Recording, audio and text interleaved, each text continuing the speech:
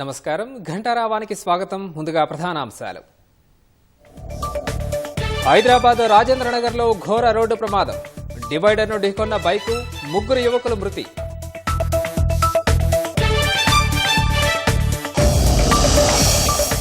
నాలుగు కొత్త పథకాలతో తొలి రోజు 6,87,000 మందికి లబ్ధి.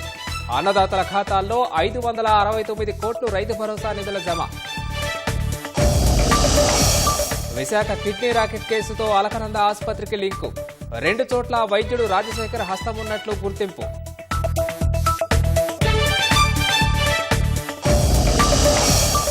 థియేటర్లలో 16 ఏళ్లలోపు పిల్లల అనుమతిపై హైకోర్టు ఆంక్షలు. ఉదయం 11 లోపు, రాత్రి 11 గంటల తర్వాత రానివ్వదని స్పష్టీకరణ. దేశంలోకి అక్రమంగా ప్రవేశించిన వారిపై అమెరికా ఉక్కుపాదం. అరెస్ట్ చేసి సైనిక విమానాల్లో తిప్పి పంపుతున్న అగ్రరాజ్యం.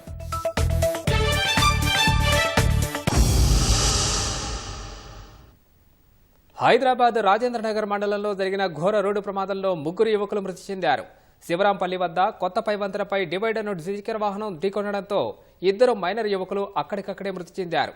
మరొకరికి తీవ్ర గాయాలవగా ఆసుపత్రిలో చికిత్స పొందుతూ మరణించాడు. మహదూర్పుర నుంచి ఆరాంఘర్ వెళ్తుండగా ప్రమాదం చోటు చేసుకుంది.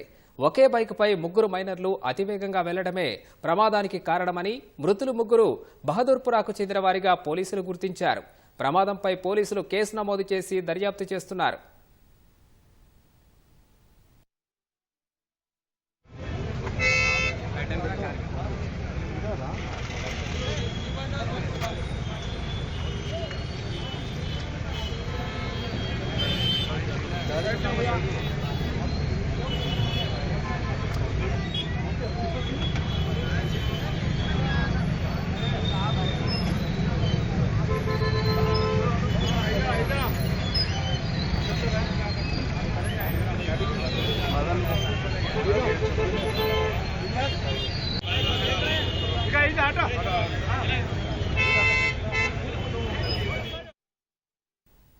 సర్కారు ప్రారంభించిన 4 కొత్త పథకాలతో మొదటి రోజే 6,87,000 మంది లబ్ధి పొందారు.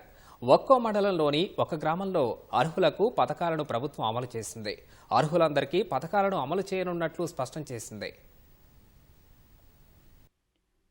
కొత్తగా ప్రారంభించిన 4 పథకాలతో రాష్ట్ర వ్యాప్తంగా ఒక్క రోజునే 6,87,677 మంది లబ్ధి పొందినట్లు ప్రభుత్వం వెల్లడించింది. రైతు భరోసా, ఇందిరమ్మ ఆత్మీయ భరోసా, ఇందిరమ్మ ఇండ్లు, కొత్త రేషన్ కార్డుల జారీని ముఖ్యమంత్రి రేవంత్ రెడ్డి ఆదివారం ప్రారంభించారు. ఒక్కో మండలంలోని ఒక గ్రామంలో పథకాలు లాంఛనంగా ప్రారంభించి 579 కోట్ల రూపాయల్ని ప్రభుత్వం విడుదల చేసింది. ఆదివారం సెలవు కావడంతో నిన్న లబ్ధిదారుల ఖాతాల్లో డబ్బులు జమైనట్లు ప్రభుత్వం తెలిపింది. రాష్ట్ర వ్యాప్తంగా 563 గ్రామాల్లో అర్హులకు కొత్త రేషన్ కార్డులు, ఇందిరమ్మ ఇళ్లు మంజూరు చేసినట్లు సర్కార్ వెల్లడించింది. రైతు భరోసా పథకం లబ్ధిదారుల ఖాతాల్లో 569 కోట్ల రూపాయలు జమ చేసినట్లు వ్యవసాయ శాఖ మంత్రి తుమ్మల నాగేశ్వరరావు తెలిపారు. రాష్ట్ర వ్యాప్తంగా 32 జిల్లాల్లోని 563 గ్రామాల్లో 4,41,911 మంది రైతులకు తొలి విడతగా ఎకరానికి 6,000 రూపాయల చొప్పున పెట్టుబడి సాయం అందించింది. మొదటి రోజునే 9,48,333 ఎకరాల రైతు భరోసాను చెల్లించినట్లు మంత్రి తెలిపారు. అర్హులందరికీ రైతు భరోసా నిధులు విడుదల చేయనున్నట్లు తుమ్మల నాగేశ్వరరావు వెల్లడించారు.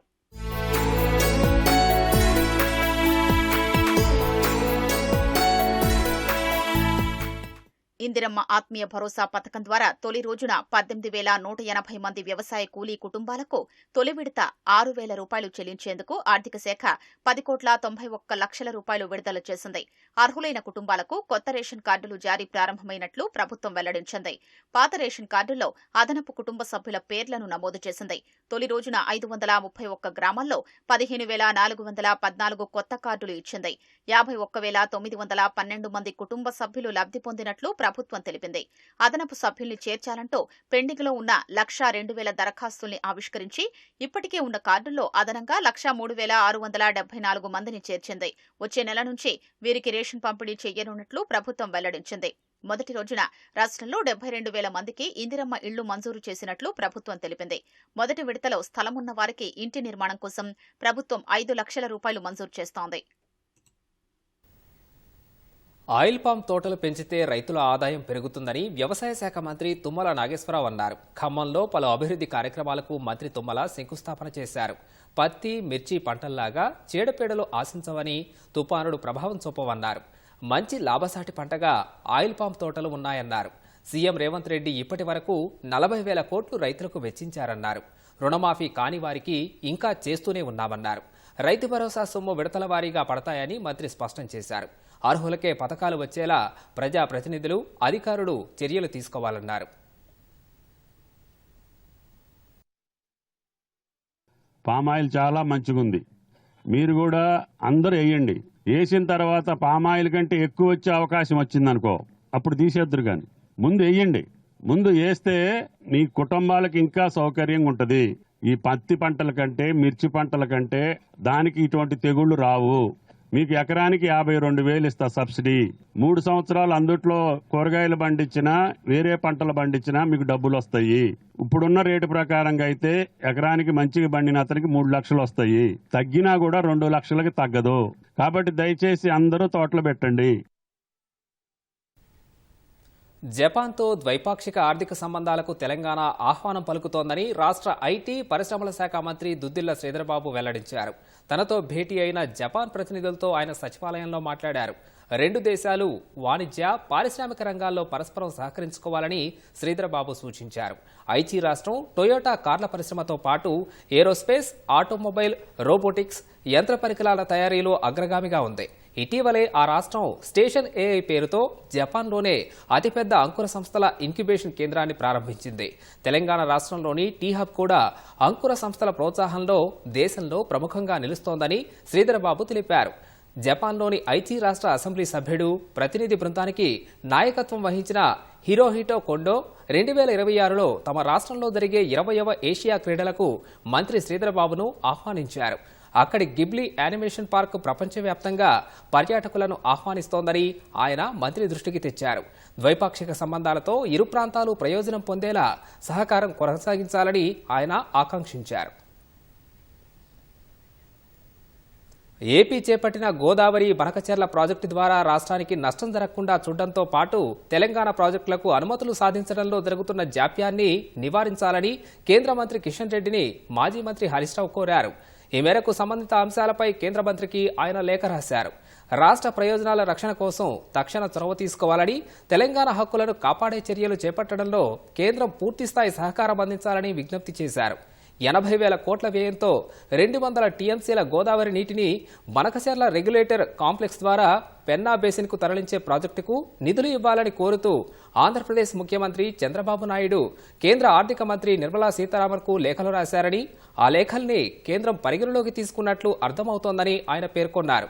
ఆంధ్రప్రదేశ్ ప్రభుత్వం చేపట్టిన గోదావరి, బనకచెర్ల ప్రాజెక్టును పరిగణలోకి తీసుకుని నిధులు కేటాయిస్తే తెలంగాణ ప్రయోజనాలు తీవ్రంగా దెబ్బతింటాయని ఆందోళన వ్యక్తం చేశారు.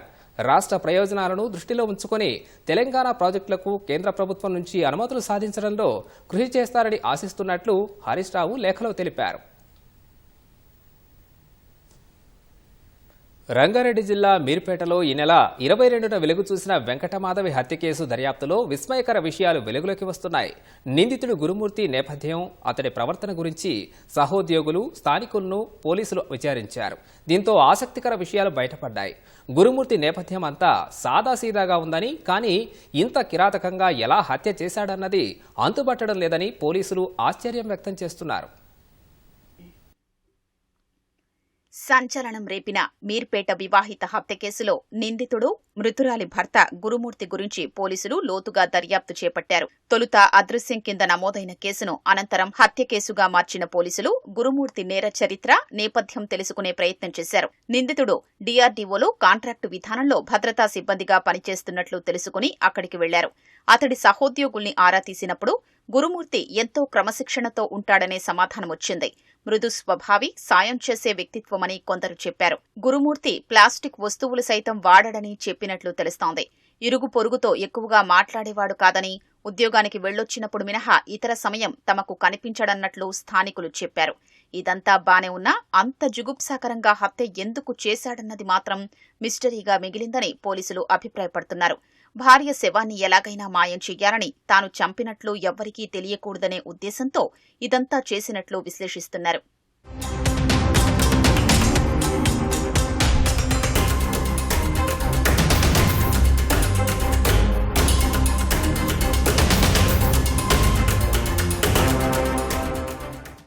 హత్య జరిగిన రోజున అంటే ఈ నెల 15వ తేదీ ఏం జరిగిందనే కోణంలో పోలీసులు నిందితుడు గురుమూర్తి నివాసముండే అపార్ట్మెంట్లోని ఇరుగు పొరుగు నుంచి కొన్ని వివరాలు సేకరించారు.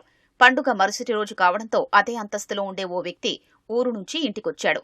అప్పటికే గురుమూర్తి తన భార్యను చంపి ఇంట్లోనే ఉన్నాడు. పొరుగు వ్యక్తి ఇంట్లోకి వెళ్లే సమయంలో దుర్వాసన ఎక్కువగా రావడాన్ని పసిగట్టాడు. అనుమానాస్పదంగా ఉన్న పండుగ సమయంలో ఎవరో మాంసం వండి ఉండొచ్చనే భావనతో పట్టించుకోకుండా వదిలేశాడు. కానీ హత్య చేసి మృతదేహాన్ని ముక్కలు చేసి కాల్చాడని 22వ తేదీన తెలుసుకుని వణికిపోయాడు. అదే రోజు రాత్రి ఇల్లు ఖాళీ చేసి వెళ్లిపోయాడు.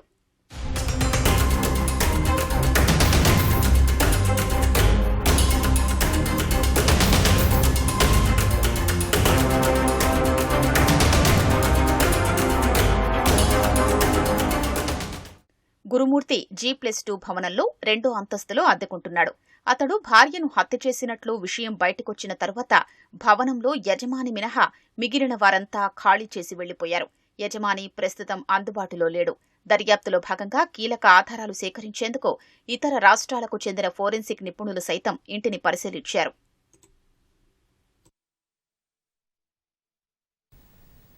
పిల్లలు సినిమా థియేటర్లకు వెళ్లే సమయంపై హైకోర్టు కీలక ఆదేశాలు జారీ చేసింది. ఉదయం 11 గంటలలోపు, రాత్రి 11 గంటల తర్వాత 16 ఏళ్లలోపు పిల్లల్ని సినిమాలకు అనుమతించరాదని, దీనిపై అన్ని వర్గాలతో చర్చించి తగిన నిర్ణయం తీసుకోవాలని ప్రభుత్వానికి ఆదేశాలు జారీ చేసింది. అప్పటి వరకు ఉదయం 11 గంటలలోపు, రాత్రి 11 గంటల తర్వాత 16 ఏళ్ల పిల్లల్ని సినిమాలకు అనుమతించరాదని థియేటర్లకు ఆదేశాలు జారీ చేసింది. గేమ్ చేంజర్ సినిమా టికెట్ ధరల పెంపును, అదనపు షోలకు అనుమతించడాన్ని సవాల్ చేస్తూ దాఖలైన పిటిషన్లపై హైకోర్టు విచారణ చేపట్టగా బెనిఫిట్ షోలకు అనుమతించరాదని నిర్ణయం తీసుకుంటూ జనవరి 11న ప్రభుత్వం ఉత్తర్వులు జారీ చేసిందని పిటిషనర్ల తరపు న్యాయవాదులు తెలిపారు.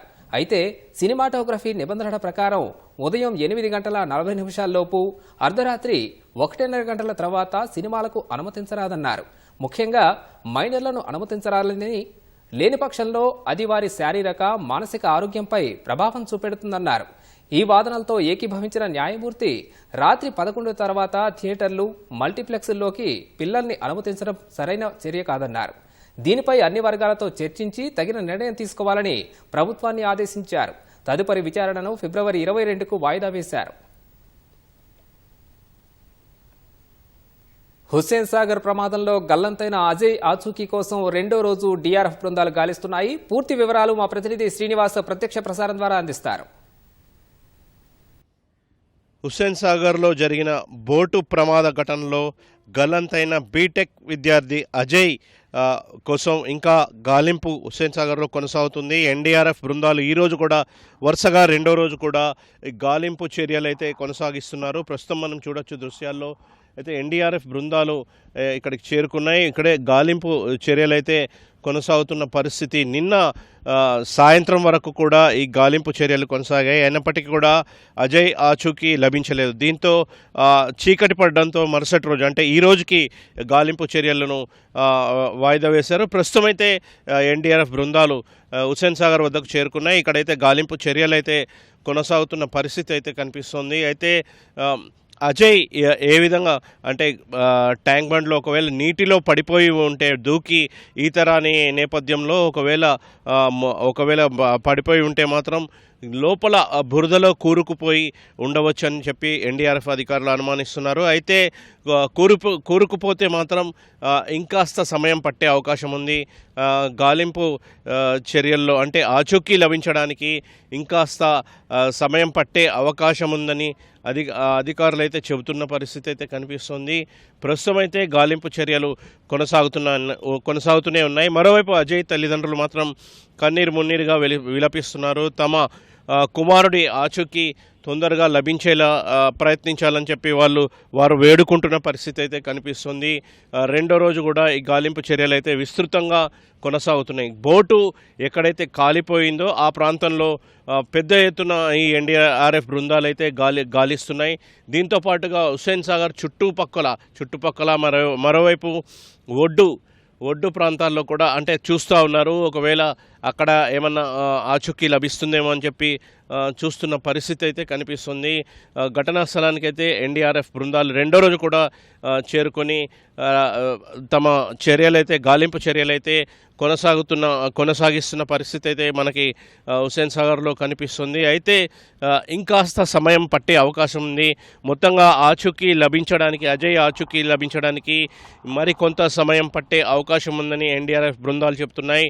ఈరోజు ఉదయం అంటే సాయంత్రం వరకు కూడా అజయ్ ఆచూకీ తెలిసే అవకాశం ఉంది. ఒకవేళ నీటిలో దూకి కూరుకుపోయి ఉంటే మాత్రం బయటికి రావడానికి కొంత సమయం పట్టే అవకాశం ఉందని ఎన్డీఆర్ఎఫ్ బృందాలు చెప్తున్నాయి. సాయంత్రం వరకు కూడా దీనిపై మరింత స్పష్టత అంటే ఆచూకీపై మరింత స్పష్టత వచ్చే అవకాశం ఉంది. ఇది ప్రస్తుతం అయితే హుస్సేన్ సాగర్ వద్ద తాజా పరిస్థితి. Over to you. ధన్యవాదాలు శ్రీనివాస్. రాష్ట్ర వ్యాప్తంగా సంచలనం రేపిన అలకనంద ఆసుపత్రి కిడ్నీ ర్యాకెట్ కేసులో తీగలాగుతున్న కొద్దీ డొంక కదులుతోంది. తాజాగా రాచకొండ పోలీసులకు ఏపీలోని విశాఖ కిడ్నీ ర్యాకెట్ కేసుకు సంబంధించిన లింకు దొరికింది. విశాఖలో ఇదే కేసు వ్యవహారం బయటపడడంతో జైలుకెళ్లొచ్చిన డాక్టర్ రాజశేఖర్ పవన్ గ్యాంగ్ సూచనలతో హైదరాబాద్లో అక్రమ దందాకు తెరలేపినట్లు తెలుస్తోంది. ఈ ముఠాకు కిడ్నీ గ్రహీతల వివరాలు ఎలా తెలుస్తున్నాయనేది ప్రశ్నార్థకంగా మారింది. మరోవైపు చెన్నైలో రాజశేఖర్ను అరెస్ట్ చేసి హైదరాబాద్ తీసుకొచ్చిన సరూర్ నగర్ పోలీసులు సోమవారం రిమాండ్కు తరలించారు. 2023 సంవత్సరం విశాఖపట్నంలో వెలుగు చూసిన కిడ్నీ మార్పిడి కేసులో నిందితులు కొందరు రూటు మార్చి హైదరాబాద్ కేంద్రంగా దందా చేయిస్తున్నట్లు పోలీసుల దర్యాప్తులో తేలింది. అలకనంద ఆసుపత్రి కేసులో వైద్యుడు పెరుమాళ్ల రాజశేఖర్ అరెస్టుతో ఇది రూఢి అయింది. గతంలో విశాఖ కిడ్నీ రాకెట్ కేసులోనూ రాజశేఖర్ అరెస్టై జైలుకు వెళ్లినట్లు పోలీసులు నిర్ధారించుకున్నారు. విశాఖలో పాత కేసు నేపథ్యంలో ఎవ్వరికీ అనుమానం రాకుండా హైదరాబాద్ లో దందా చేస్తున్నట్లు గుర్తించారు. నిందితుడిని చెన్నైలో అరెస్టు చేసి హైదరాబాద్ కు తీసుకొచ్చిన సరూర్ నగర్ పోలీసులు సోమవారం రిమాండ్కు తరలించారు. నెల్లూరు జిల్లా మిలిటరీ కాలనీకి చెందిన పెరుమాళ్ల రాజశేఖర్ చెన్నైలోని పెరుంబలంలో నివాసముంటున్నాడు. ప్రస్తుతం చెన్నైలోని సవితా మెడికల్ కళాశాలలో వైద్యుడిగా విధులు నిర్వర్తిస్తున్నాడు. 2023 మే నెలలో ఆంధ్రప్రదేశ్లోని విశాఖపట్నంలో కిడ్నీ రాకెట్ అంశం తెరమీదకొచ్చింది. పెందుర్తిలోని ఓ ఆసుపత్రిలో అనధికారికంగా కిడ్నీ తొలగించారని ఓ బాధితుడు ఫిర్యాదు చేయడంతో ఈ అక్రమ దందా విషయం బయటపడింది. విశాఖకు చెందిన బాధితుడి కిడ్నీని ఛత్తీస్గఢ్కు చెందిన వ్యక్తికి అమర్చారు. ఈ ఆపరేషన్ను వైద్యుడు రాజశేఖర్ పెరుమాళ్ల చేసినట్లు గుర్తించిన పెందుర్తి పోలీసులు అరెస్టు చేసి జైలుకు పంపారు. దర్యాప్తు క్రమంలో దాదాపు 10 మందికి పైగా నిందితుల్ని అరెస్టు చేశారు.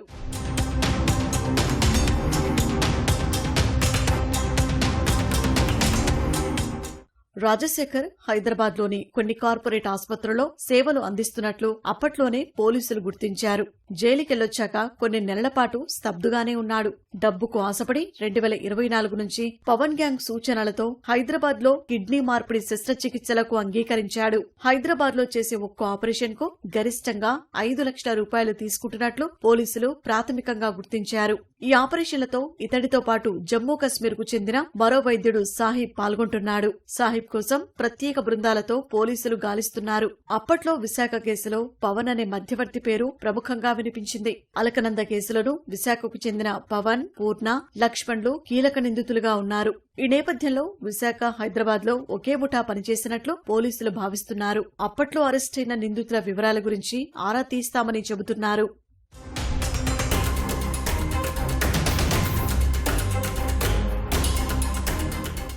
కిడ్నీ దాతలు, గ్రహీతలు, వైద్యులు, పారామెడికల్ సిబ్బంది, ఆసుపత్రిని నిర్ణయించడమంతా పవన్ గ్యాంగ్ చూసుకుంటుంది. తన ఫోన్ నెంబరు, ఆచూకీ ఎక్కడా బయటపడకుండా నిందితుడు వైద్యులకు వాట్సాప్ లొకేషన్ను పంపిస్తాడు. దాని ప్రకారమే వైద్యులు తేదీ, సమయానికి అలకనంద ఆసుపత్రికి వస్తారు. ఇంతవరకు స్పష్టత ఉన్నా కిడ్నీ గ్రహీతల వివరాలు ఎలా సంపాదించారన్నది మాత్రం ఇప్పటికీ వీడని మిస్టరీగానే మిగిలింది. కిడ్నీ సమస్యలతో వచ్చే బాధితుల డేటా ఆసుపత్రుల దగ్గర ఉంటుంది. ఇక్కడి నుంచి ఏమైనా కిడ్నీ గ్రహీతల సమాచారం సేకరిస్తున్నారా అనే కోణంలోనూ అధికారులు ఆరా తీస్తున్నారు. మేడ్చల్లోని మునీరాబాద్లో ఈ నెల 24న జరిగిన మహిళ హత్య కేసును పోలీసులు ఛేదించారు. నిందితుడు మెడికల్ షాప్లో కండోమ్ ప్యాకెట్ కొని చేసిన డిజిటల్ చెల్లింపులు అతన్ని పట్టించాయి. మృతురాలు నిజామాబాద్ జిల్లా బోధన్ సమీపంలోని సెట్టిపేట్ గ్రామానికి చెందిన మహిళగా పోలీసులు గుర్తించారు. భర్తతో విభేదాలతో హైదరాబాద్ వచ్చి కూలీ పనులు చేసుకుంటూ జీవిస్తున్నట్లు పోలీసులు తెలిపారు. ఈ నెల 24వ తేదీన పనుల కోసం మేడ్చల్ బస్టాప్ దగ్గరికి వచ్చిన మహిళతో నిందితుడు షేక్ ఇమాం మాటలు కలిపాడని, తనతో ఏకాంతంగా గడిపితే 500 రూపాయలు ఇస్తారని ఒప్పించినట్టు పోలీసులు తెలిపారు. ఇద్దరూ కలిసి నిర్మానుష్య ప్రాంతానికి వెళ్లినట్లు పోలీసులు తెలిపారు. అనంతరం మహిళ ఎక్కువ డబ్బు అడగడంతో ఇద్దరి మధ్య గొడవైనట్లు వెల్లడించారు. ఈ నేపథ్యంలో నిందితుడు ఇమాం మహిళను గొంతు నులిమి రాయితో తల మీద కొట్టి దారుణంగా హత్య చేసినట్లు పోలీసులు తెలిపారు. అనంతరం పెట్రోల్ పోసి నిప్పంటించి పరారయ్యాడన్నారు. సీసీ కెమెరాల ఆధారంగా పోలీసులు దర్యాప్తు చేయగా యూపీఐకి అనుసంధానమైన ఫోన్ నెంబర్ ఆధారంతో నిందితుడు దొరికాడు. ఆ లేడీని వాళ్ళ యొక్క బంధువుల ద్వారా గుర్తించడం జరిగింది. ఆ లేడీ పేరు శివానంద, ఈ నేరస్తుని పేరు షేక్ ఇమాం. ఇతను నేటివ్ కూడా కరీంనగర్ జిల్లా కమలాపూర్. ఇతను ఆ రోజు 24వ తారీఖు సాయంత్రం ఆ లేడీ బస్ స్టాండ్ దగ్గర, మేడ్చల్ బస్ స్టాండ్ దగ్గర ఉన్నప్పుడు ఇతను కూడా ఆ ప్రాంతానికి వెళ్ళి అక్కడ వాళ్ళిద్దరు మాట కలిసి ఇద్దరు ఎంగేజ్ చేసుకోవడం జరుగుతుంది. ఎంగేజ్ చేసుకున్న తర్వాత ఇద్దరు కలిసి అక్కడ ఐసోలేటెడ్ ప్లేస్ కి వెళ్ళటము, అక్కడ వాళ్ళు అప్పటికే ఒక 500 రూపీస్ కి వీళ్ళు మాట్లాడుకోవటము. అక్కడ పోయిన తర్వాత వాళ్ళిద్దరి మధ్య ఆ డబ్బుల దగ్గర ముందు ఇవ్వమని తర్వాత ఇస్తామని చెప్పేసి, తర్వాత లేడీ మళ్ళీ ఎక్కువ డిమాండ్ చేసిందని ఇట్లా రకరకాల రీజన్ చెప్తున్నాడు. ఏం చెప్పినప్పుడు కూడా ఇష్యూ చాలా పెట్టి మ్యాటర్ అది యాక్చువల్ గా. దానికి అతను ఆ సడన్ ప్రొవకేషన్ లో ఆ లేడీని గొంతు బిసికి స్లో తప్పి పడిపోయిన తర్వాత ఆ దగ్గరలో ఉన్నటువంటి రాయి తీసుకుని బండరాయితోటి తల మీద బాదటము, బాధేసి మళ్ళీ అప్పటికే చనిపోతుంది. గుర్తుపడుతుందని చెప్పేసి ఆనవాళ్ళు లేకుండా చేయాలనే ఉద్దేశంతో బట్టల మీదనే పెట్రోల్ పోసి నిప్పట్టించేసి తను పారిపోవడం జరుగుతుంది. మంచిర్యాల జిల్లా ఎల్లక్కపేటలోని సీసీఐ కొనుగోలు కేంద్రమైన ఆదిశంకరాచార్య జిన్నింగ్ మిల్లులో అగ్ని ప్రమాదం చోటు చేసుకుంది. కేంద్రం ఆవరణలో నిల్వ చేసిన పత్తికి ఒక్కసారిగా మంటలు అంటుకున్నాయి. గమనించిన మిల్లు సిబ్బంది చెన్నూరులోని అగ్నిమాపక కేంద్రానికి సమాచారం అందించగా హుటాహుటిన వచ్చి మంటల్ని ఆర్పివేశారు. భారీగా మంటలు చెలరేగడంతో చాలా వరకు పత్తి కాలిపోయింది. మరోవైపు ఈ అగ్ని ప్రమాదం జరిగిన తీరుపై పలువురు అనుమానాలు వ్యక్తం చేస్తున్నారు.